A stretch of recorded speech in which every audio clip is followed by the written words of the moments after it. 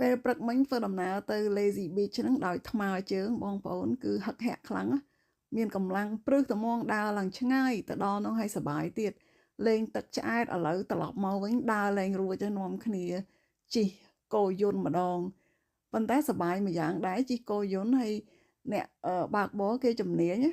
ផ្លូវឡើងកងាក់កងក់ហើយកាច់អាចកោតហ្នឹងឡើងតំណងហើយនាំយើងមកដល់កន្លែងសន្តាគារវិញដោយសុវត្ថិភាព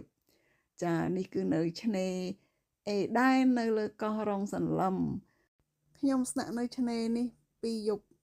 នៅទីនេះគឺមានភាពស្ងប់ស្ងាត់មែនតើនិយាយទៅគឺសម្រាប់អ្នកដែលស្រឡាញ់ធម្មជាតិភាពស្ងប់ស្ងាត់អីមកកន្លែងហ្នឹងគឺត្រូវហ្មងអត់សូវមានមនុស្សទេសូម្បីតែពួកភ្ញៀវទេសចរបរទេសក៏អត់សូវមានច្រើនហ្មងដែរខ្ញុំគិតថាគឺជាកន្លែងដែលគេហៅថា